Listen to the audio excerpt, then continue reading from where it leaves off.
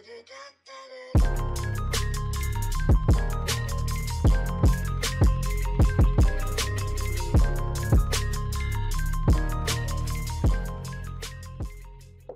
à tous, j'espère que vous allez bien, j'ai retrouvé une nouvelle vidéo les gars, et oui. Donc comme vous l'entendez, actuellement malheureusement je suis obligé de record avec un casque parce que tout simplement je suis en déplacement actuellement les gars, pour mon taf. Je suis en déplacement jusqu'au 7 avril à peu près, et je rentrerai un ou deux week-ends. D'ailleurs, week-end prochain ce sera une petite ouverture d'une display au P02. Donc je vous fais la news là en direct de mon tel les gars avec mon casque, c'est pour ça que le son il sera bizarre et que j'ai pas de caméra. Mais bon, on fait avec ce qu'on a. Si je veux continuer à vous faire les vidéos news, je suis obligé de vous faire ça. Donc là, je vais vous faire une petite news là sur le Treasure Cup qui sort là. Donc on aura un nouveau Treasure Cup en mai 2023.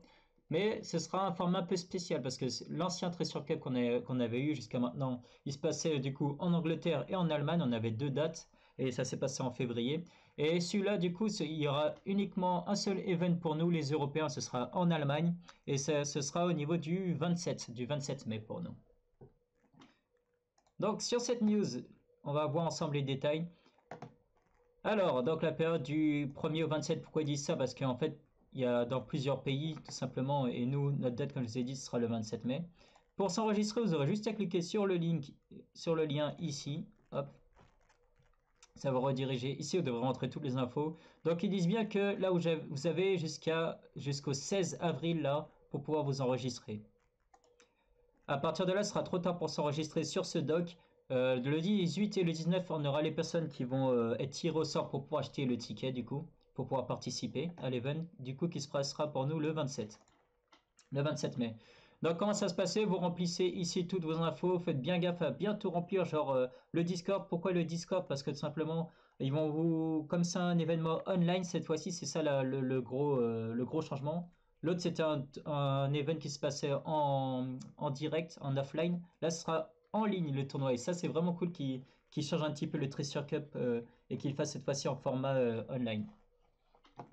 Donc là, important parce que pour voir les fameuses tables, pour pouvoir jouer en online, il faudra bien remplir votre nom Discord. Parce que c'est comme ça qu'ils vont mettre le titre, le rôle pour pouvoir voir les tables justement pour jouer.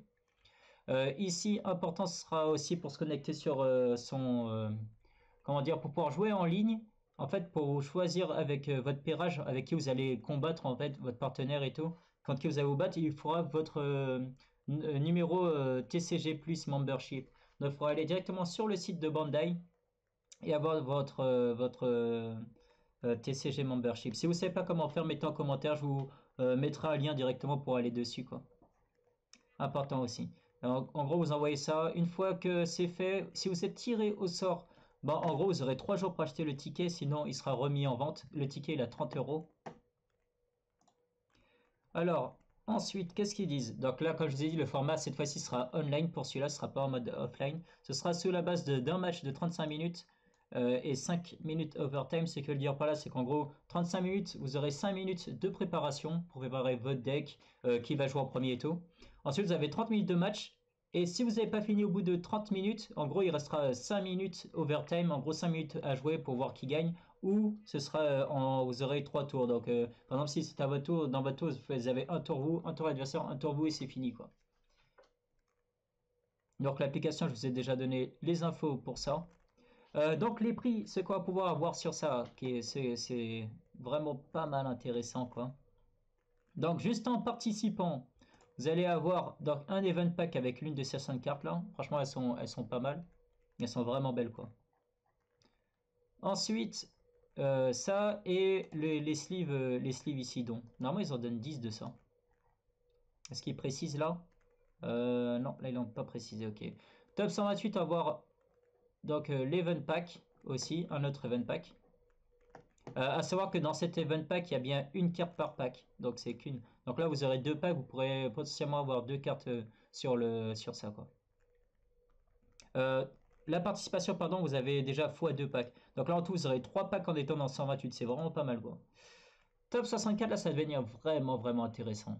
Déjà, vous aurez un quatrième event pack. Vous aurez une box de stockage. Mais vous aurez surtout, là, ici, Shopper anglaise Championship, justement. qui est vraiment pas mal. Cette carte là actuellement, j'ai pas regardé vraiment les prix, mais avant elle cotait entre 200 300 euros. Donc elle est vraiment pas mal cette carte. Plutôt que lâcher un petit billet, vaut mieux pouvoir la gagner, c'est quand même plus cool quoi. Ensuite, top 16, top 32, pardon, vous avez encore un event pack.